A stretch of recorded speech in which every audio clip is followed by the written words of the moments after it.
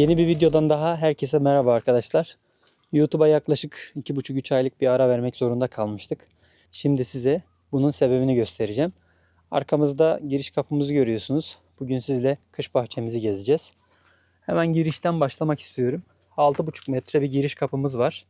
Zaten Instagram'dan takip eden takipçilerimiz bunu biliyordur. 6,5 metre bırakmamın sebebi yolumuz bize arsaya çapraz geliyor. Araçla da çapraz tam girebilelim diye biraz uzun bıraktım. Çok rahat oluyor. İyi ki uzun bırakmışım kapıyı. Antrasit renge boyadık kapımızı. Şöyle açıyorum hemen.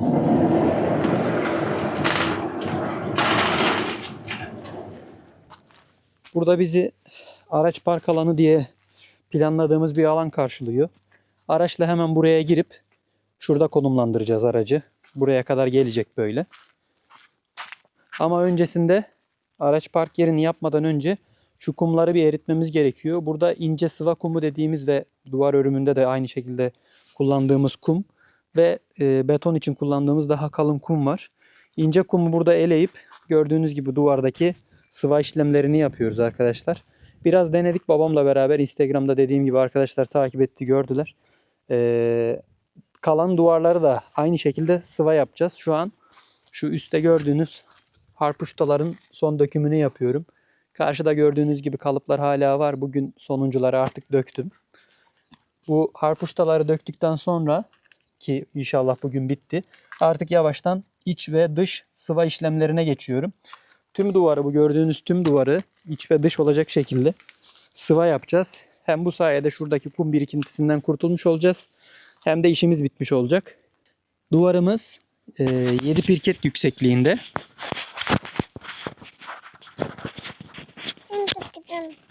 Şöyle durayım. Sen de dursun, tamam mı? Elini sürme ama. Dursun orada. Dur kızım. Ama video çektirmeyeceksen bak böyle fısık. Duvarımız 7 pirket yüksekliğinde. Gördüğünüz gibi harpuştalarımızı da kalıbını kendim çaktım. Duvardan 5 santimetre genişlikte. Toplam harpuşta kalınlığı da yaklaşık 5-6 santimetre yer yer. Görüntü bu şekilde. En son direklerimizin üzerine de yine kalıp hazırlayıp şapka koyacağım. Bu şekilde kalıpları döküp direklerimizin üstündeki demirleri kesip oralara da aynı şekilde harpuş da koyacağım. Altlara kiriş döndük. 10'ar santimlik demirlerle. Üzerlerine testiyi alıp duvarımızı ördük dediğim gibi bu şekilde. Son hali şu şekilde olacak. En son bunu bir de güzel bir renge boyayacağız. Aklımızda beyaz renk var inşallah. Duvarlarımızın iç ve dış sıva işlemlerini bitirdikten sonra dediğim gibi boya da yapacağız. Direklerimizin üzerindeki şu fazla demirleri direklerimizin boylarını eşitledikten sonra keseceğim ve onların üzerine de böyle bu şekilde şapka yapmayı düşünüyorum. Daha estetik, daha şık gözüksün diye. Aynı şekilde direklerimizin içerisinde de demir var. 4 tane 10'luk demir attım. Etreler de yaklaşık direklerimizin boyu 2 metre. 8 tane ya da 9 tane tam hatırlamıyorum. Etre var içerisinde. Yani direklerimizi de 5 metreye bir bıraktım. Sadece şu aşağı kısım hariç. Kış bahçesinin alt kısmını bahçe duvarına, diğer kısmını da diğer bahçe duvarına bıraktım. Maksat arsamız çok fazla ölmesin diye. Şu alt kısımdaki direkleri 4 metreye bir bıraktım. Sebebi buradan kayan toprağa biraz tampon görevi görsün. Direk sayısını orada bir tane arttırdım o yüzden ama diğer kış bahçemizin sağı solu ve yukarı kısımlarında 5'er metreye bir direk var. Bahçemiz böyle yeşilleniyor arkadaşlar. Dediğim gibi en son şu kumları kaldırdıktan sonra bahçeyi komple bir testiye yapıp her yere çim ekmeyi düşünüyorum. Taş temizliği falan da yapacağız inşallah. Burası komple yeşil alan olacak. Şuraya bir ateş çukuru falan yaparız belki ilerleyen zamanda. Kış bahçemize geçelim yavaş yavaş. Şu an yerler dediğim gibi tam temiz değil. İlk fırsatta inşallah çevre temizliği yapacağız. Şu an hala biraz inşaat temizliği, inşaat pisliği daha doğrusu var. Hemen şöyle karşı tarafı gösterecek olursak burada geçici tuvaletimiz var. Bunu inşaatta kullanabilmek için tuvaleti acil bir şekilde yaptım. Şimdilik o şekilde şu köşeye bir tane depo yapmayı düşünüyorum. İçerisinde tuvaleti olan güzel bir depo. Tam köşeye oturtmayı düşünüyorum. Şimdi başta oraya oturtmama sebebim de önce sıva işlemleri vesaire bir bitsin istedim. Hemen şöyle bahçeden döndüğümüzde kış bahçesine geliyoruz. Kış bahçemizin konsepti, yani arsada zaten genel bütünlüğü görürsünüz. Tuvalet, giriş kapısı, aynı zamanda kış bahçesinin çatısı hepsi antrasit direklere kadar. Camlarımızın fitillerine kadar hepsini antrasit tercih ettik. Hani göz yormasın diye. Şöyle yaklaştığımızda kış bahçemizin olukları da normalde galvanizli çelik yani gri renkteydi. Onları da komple antrasite boyadık. Dış cephede 4 bu tarafta yaklaşık 2 tane de bu tarafta toplam 6 tane dış stor aydınlatma tercih ettim. Şöyle beyazları görebilirsiniz. Dış kaplamada plastik lambiri kullandım. Olur da yağmur vesaire alırsa çürüme yapmasın diye. Dış cephede şu saçak kısmının alt kısmında plastik lambiri var. Onu da sonrasında antrasite boyadık. Beyaz renkteydi. Kapı kollarımız bu şekilde. İpli değil. Çevirmeli kapı kolu tercih ettik. Ölçülerimizi çok soran arkadaşlar oluyor. 7.2 metreye 4 metre yani yaklaşık 29 küsür metrekare buranın toplam kapalı alanı arkadaşlar. Cam yüksekliğimiz 2.30 ama bu net cam yüksekliği arkadaşlar. Alttaki ve üstteki ranzaların boyu hariç. Üstte yaklaşık 20 santimetre 15 santimetre civarı bir ranza var. Buranın toplam betondan yüksekliği 2.50 yükseklikte toplam. Altta 25 santimetre 25-26 santimetre civarında yağmur damlalıkları kullandık şu şekilde mermer. Ondan sonra orada güvenlik kameramız var. Gördüğünüz gibi sim kartlı ve çift güneş panelli ve aşırı memnunum arkadaşlar. Merak edenler yorumlarda yazabilir. Marka modelini kişisel olarak gönderebilirim. Kesinlikle reklam değil. Kendi paramızla aldık ve memnun olduğumuz şeyleri de her zaman olduğu gibi insanlara aktarıyoruz aynı şekilde. 2 tane yağmur tahliye oluğu bıraktım. Olur da bir tanesi tıkanırsa taşma yapmasın diye. Bir tanesi burada, bir tanesi de diğer köşede. İkisine de gayet güzel eğimini vermişiz. Su ikisine beraber akıyor. Tıkanırsa ne olur ne olmaz diye sigorta olsun. Bir tane daha bıraktım. Onların direklerini bile antrasite boyadım. Normalde biliyorsunuz antrasit direk yok. Şu arayı da aynı şekilde duvar örmeyi düşünüyorum. 3 metre kadar şurada bir bütünlük olsun istiyorum. Oluklarımızı bıraktık. Dediğim gibi güneş paneli o şekilde. Şu an elektriğimiz bağlı değil. Talepte bulundum. Araya direk gerekiyor. Arkada en yakın direk 45-50 metre. O gelene kadar gösterebilirsin bir tanem. Karavandan alıyorum elektriğimizi. Çatıda antrasit saç aldık direkt. O boya değil. Sanayiden alınma normal antrasit renkte oluklu saç, trapez saç. Altına önce OSB monteledik. Ses yalıtımı ve ısı yalıtımı olsun biraz diye. Sonrasında alt katta zaten alçıpan tavan yapacaktık. Alçıpan U'larını ve C'lerini tavana monteledikten sonra askı raflarını attım. Alçıpanlar bittikten sonra üzerlerine 10 santimetre kalınlığında ses ve yine ısı yalıtımı için taş yünü serdim. Çatı bu şekilde. Çok da güzel oldu. Yani bizim beklentimizi karşıladı en azından. Onun haricinde tüm boşlukları burada biraz rüzgar oranımız özellikle bu taraftan fazla. Tüm boşlukları özellikle şu saçakların yanlarında kalan kısımlarını bol bol köpük sıktım. Şu şişe köpüklerden var ya arkadaşlar sıkınca kabarıyor. Ondan her yeri doldurdum böyle. Kuş vesaire girmesin, böcek girmesin diye. Ayrıyeten tavana rüzgar etki etmesin hani en azından izolasyonu tam sağlayalım diye. Yavaştan içeriye geçebiliriz. Şimdilik dediğim gibi elektriğimizi karavanımızdan alıyoruz ama en kısa zamanda elektriğe de sahip olacağız inşallah. Gel bakalım Elif Ahsen. İçeriye geçtik şimdi arkadaşlar. Şöyle bir uçtan başlayayım.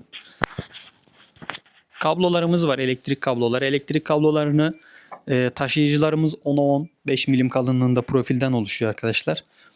Onların içerisinden geçirdim kablolarımızı. Sigorta panelimiz hemen şu gördüğünüz diğer köşede. Burada kendimize böyle sıcak, güzel bir alan inşa etmek istedik. Gördüğünüz gibi bir ayna bıraktım ortaya. Zaten yapım videolarını Instagram'da ölçüleriyle birlikte paylaşmıştım. Böyle çok güzel bir raf oldu. Altına taş kaplama yaptık. Hemen şu alttan da tahliye borumuz gidiyor. Su tahliye borusu dışarıda mavi görebilirsiniz. Onları da gizleyeceğim ileride inşallah. Tahliye borusu bunun altından gelip sobanın altından orada lavabomuz var. Lavaboya gidiyor suyla beraber, temiz suyla beraber. Camlarımız kilitli aynı zamanda. Kilitleyip gidebiliyoruz. Her direğe bir tane priz bıraktım. Onlar da yine bütünlük olsun diye şöyle görürseniz antrasit renkte bıraktım. Prizlerimiz aktif çalışıyor. Burada aksesuarlarımız şu an geçici arkadaşlar. Daha yeni bittiği için size hemen tanıtıyorum.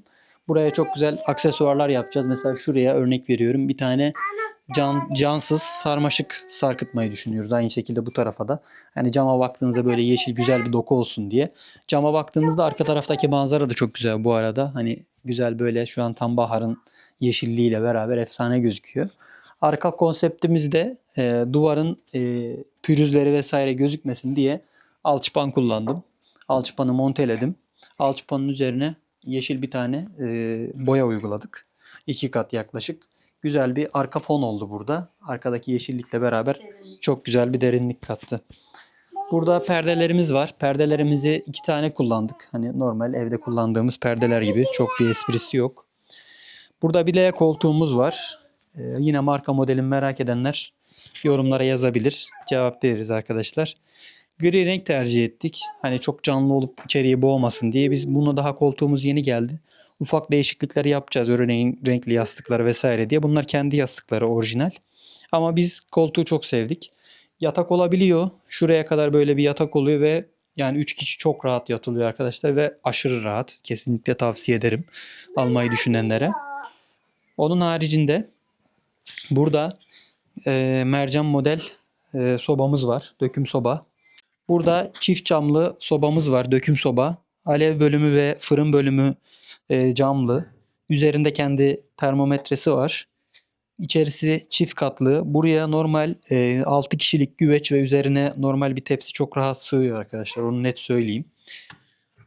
Onun haricinde yine alev bölümü de döküm komple içerisi. Ve burası da camlı. Sobadan da yine memnunuz. Tavsiye ederiz. Böyle burada hava giriş çıkışları ve küllüğü var. Gördüğünüz gibi. Taş kaplamalar, arkasına patlatma taş düşündük böyle sobanın yanına ve arkasına. Önce buraya yapmayacaktım ama mobilya baktım çok aşırı ısınıyor. Soba özellikle çok yüksek derecede yandığında. Mobilyacım da dedi özellikle buraya da kapla, mobilyanın daha uzun ömürlü dayanır diye. Bir gün bir baktım şuradaki mobilyanın kenarındaki fitil bükülmüş ısıdan. Hemen taş kaplama yaptım. Burayı da korumaya aldık o yüzden. Altını ahşapla kapladım. Taşta dönmeyi düşünüyorduk ama sonra gerek yok diye düşündüm. Yine soba borusunu falan hep antrasite boyayıp burada da bir bütünlük yakalamak istedik. Çok da güzel oldu. Taşlar hem duvarı hem de yandaki mobilyayı dediğim gibi koruyor ve e, buradaki bütünlüğü de sağlamış olduk. Şuradaki taş kullanımıyla beraber içimize sindi. Buraya ufak bir aksesuar düşünüyoruz ama ileride ne yaparız şimdilik karar veremedik. Buraya gelecek olursak 2 adet raf düşündük arkadaşlar gördüğünüz gibi. Tek raf mı yapsak, çift raf mı yapsak çok arada kaldık. Ancak sonrasında çift rafın daha güzel olacağını düşündük ve sonrasında gördüğünüz gibi çift raf yaptık ve çok içimize sindi. Şu an buranın da aksesuarı henüz daha tam dizayn edemedik. Daha yeni bitti kış bahçesi ve sizle bu videoyu paylaşıyoruz. Ancak çok güzel oldu. Buraya böyle eldivenlerimizi ve tutamaçlarımızı falan astık. Belki buraya ileride bir kaşıklık vesaire düşünebiliriz. Dediğim gibi daha burayı zenginleştireceğiz. Şu an ilk hali diyebiliriz. Burada kaşıklığımız var. Çekmece bıraktık 3 adet. Kaşıklarımız vesaire. Dolaplarımızı geniş bıraktık. Hani her şeyimizi rahat rahat yerleştirebilelim diye. İyi ki de öyle yapmışız. İlk etapta şurayı da mı acaba dolap yapsak dedik karşıdaki alan gibi ama bu daha güzel, daha estetik ve sıcak bir hava kattı. O yüzden de pişman değiliz. Yine olsa yine aynı şekilde yaparız. Levhalarımız yaklaşık 5 santimetre kalınlığında, 20 santimetre genişliğinde 2 adet ve 2,90 boyunda. İnternetten baktığımda ahşap yaş arkadaşlar. Burada kurusun soba yakıyoruz diye o şekilde astım. Yaklaşık 2-3 ay sürüyormuş kuruması. Ben dedim duvara asayım en azından ve sık monteleyeyim. Eğilme bükülme de yapmasın. 2-3 ay sonra yazın inşallah tam kuruduğunda indirir zımpara vernik yaparım dedim. Zımpara yaptıktan sonra vernikleyeceğim. Yaklaşık şöyle sarı ve kahverengi tonlarında. Aynı zamanda şuradaki konsepte de uygun olacak şekilde ceviz böyle daha en azından daha koyu bir renge bürünecek burası. Dediğim gibi aksesuarlarla burayı da zenginleştireceğiz.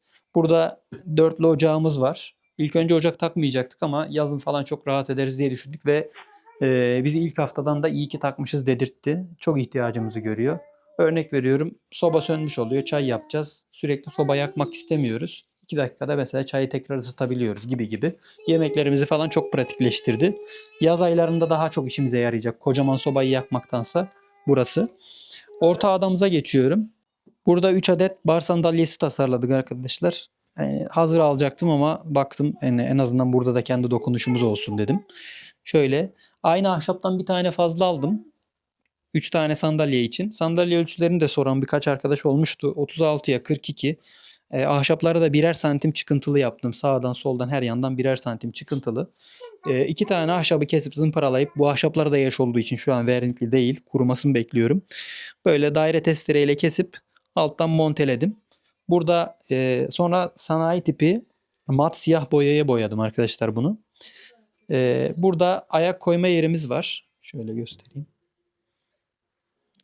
Şöyle. Oturumu çok rahat. Çok beğendik. Sadece sonradan şeyi düşündüm. Acaba dedim hani çok misafirimiz vesaire geldiğinde daha mı rahat olurdu acaba? Üçlüye 3 tane de içine gömme mi yapsaydım, birer tane? En azından alıp 6 kişi aynı anda oturabilirdik.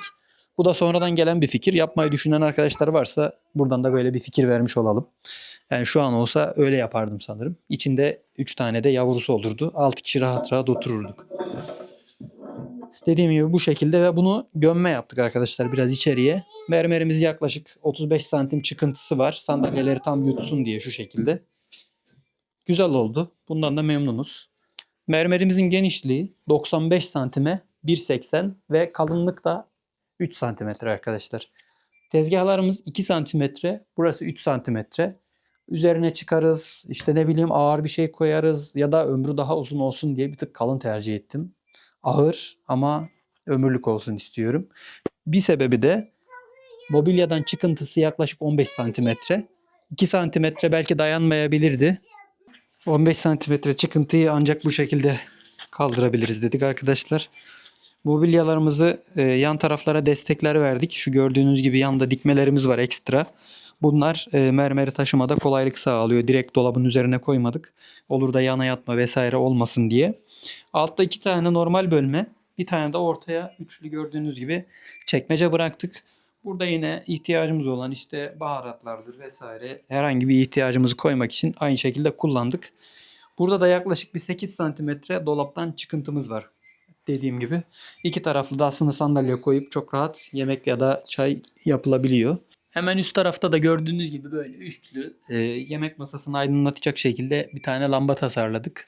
Aydınlatmamız gayet yeterli. Burada 2 tane 85 watt 6500 lümen lambamız ve böyle üçlü güzel bir tane orta ada lambası var. Lambadan da memnunuz bu arada, onu da söylemeden geçmeyeyim. Burada dolaplarımız devam ediyor aynı şekilde. Lavabomuz var karşıda. Bu şekilde tasarladık. Lavabonun sağına ve soluna boş alan bıraktık. Hani herhangi bir bulaşık vesaire yıkadığımızda koymalık bir alan olsun diye. Lavaboyu ne çok ortaya ne de çok yana bırakmamaya gayret ettik. Burada tandırımız var, fırınımız var böyle. Kapağını ben tasarladım. Üzerinde derecesi vesaire var. Tandırı yaparken çok fazla yorum aldım arkadaşlar. İşte kubbenin içerisinden neden boruyu direkt çıkardınız? İçeride ısı olmaz vesaire diye, ama insanların kaçırdığı nokta tam olarak şurası. Burada borunun vana sistemi var. İçeride alev işi bittikten sonra, köze dönüştükten sonra odun, vanayı çeviriyorum ve kapak kapanıyor. Yani baca sistemi iptal oluyor ve içeride ısı yükseliyor. Buradaki dereceyle de ısıyı kontrol edebiliyorum. İçini de göstereyim size hemen. Burada tandırımızın içini görüyorsunuz arkadaşlar. Tandırın içi bu şekilde.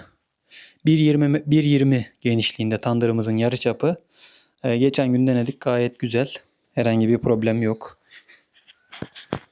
Tandırımızı da kapatalım. Hemen altında şömine alanı var. İçerisi baca sistemi, arkada aynı şekilde farklı borularla yukarıya çıkıyor. Buraya şu an odunluk olarak kullanıyoruz, bir nevi estetik gözüksün diye, ama ileride burada tenceremizi falan koyup yemek yapmaya da başlayacağız. Yan tarafımızda yine ateş setimiz var. Maşamız, işte süpürgemiz vesaire. Altına da videolarda söylemiştim zaten. Odun külü vesaire içeriye taşmasın diye şöyle şu şekilde arkası mermer, ön tarafı yine aynı şekilde taş kaplama bir set yaptık. O da çok güzel oldu. Hadi kızım kalkalım. Kalk bakalım. Tamam, uyuyacak o şimdi. Burada da böyle bir dolabımız var. Altlı üstlü. Burayı biraz kahve köşesi gibi düşünmek istedik aslında. Şu an görüyorsunuz, dün misafirimiz vardı. Ondan dolayı biraz mutfak eşyamız var. Yıkadık. Burada şu an rafa dizilmeyi bekliyor.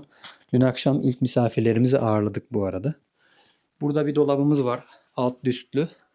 Dolabın arasına karavanımızda kullandığımız fayansın aynısından kullandık. Arasında derzini falan çektim. Burada prizimiz var. Dolap altı prizimiz. Üstteki dolaplarımız da böyle gördüğünüz gibi. Frenli stoplu hepsi. Burada yine kapkacağımız var gördüğünüz gibi. Çok güzel oldu. Bizim içimize sindi. Umarım siz de beğenmişsinizdir. Kış bahçemiz bu şekilde. Sigorta kutumuzu dediğim gibi buraya bıraktım. Sigorta kutumuzdan çıkan bu kablo dolap altı prizimize geliyor. Buna kablo kanalı yapılacak. Bu şekilde gözükmeyecek. Şu kenarda şöyle düzgün bir şekilde duracak. Şimdilik o şekilde.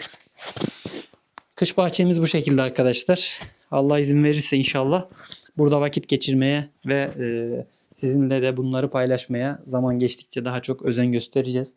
Umarım beğenmişsinizdir. Bizim çok içimize sindi. Dediğim gibi ufak birkaç detayımız var. Onları da tamamlayınca artık burası bizim kafa dinleme yerimiz olacak.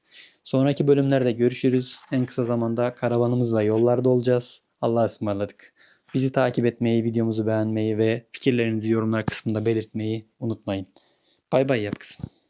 Bay bay yap.